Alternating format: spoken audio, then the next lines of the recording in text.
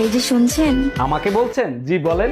আপনাকে আমার ভালো লাগে। তাহলে কাছে এসে হাত দুটো ধরি। আমায় ধইরো না ছুঁয়ো না বন্ধুরে, দেখো দুই নয়ন ভরিয়া।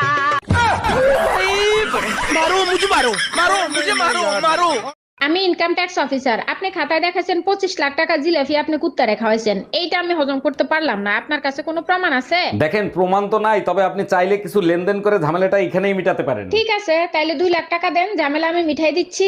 মফিজ, ম্যাডাম রে 2 লাখ টাকা দাও, আর খাতায় লিখে রাখো কুত্তায় আরো 2 লাখ টাকার জিলাপি খাইছে। এই শোনো না, হ্যাঁ বলো। আজকে কি বানাবো? কি খাবা? করোনার ভ্যাকসিন বানা, খাইয়া বাঁচি। ভ্যাকসিন বানাইতে যা যা লাগে এনে দেও, বানাই দিচ্ছি।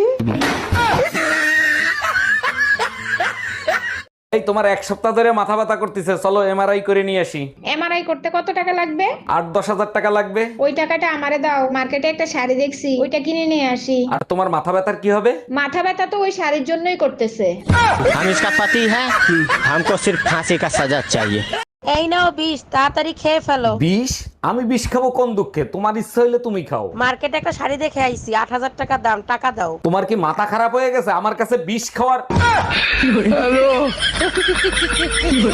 গরমে মানুষ বাসে না, ফ্যান বন্ধ করে রাখছো কেন? কি হয়েছে তোমার? যাতে নাক ঘামে, নাক ঘামলে স্বামীর ভালোবাসা পাওয়া যায়। স্বামীর ভালোবাসা পাইতে নাক ঘামানোও লাগে না, ঠোঁট লাল করাও লাগে না, সুপা না চালাইলেই হয়। ওটা আমাকে দিয়ে হবে না, তুমি ফ্যান ছেড়ে দাও।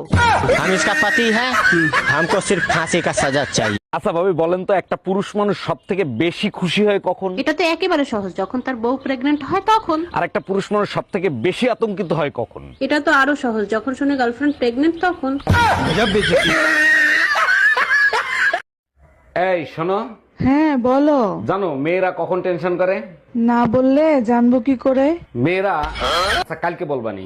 এখন বললে সমস্যা কি? বলো না প্লিজ। কালকে বলবানি বাবা। প্লিজ বলো, আমার খুব টেনশন হচ্ছে, প্লিজ। দোস্ত, একটা সাজেশন দে তো। হ্যাঁ বল, কি জানতে চাস? বন্ধুর বিয়েতে যাব, কি কোট পরে যাব যাতে মেয়েরা শুধু আমারই দেখে? বিয়ে বাড়ির সবাই শুধু তোরেই দেখবে, শাড়ির পেটিকোটটা পইরা যা।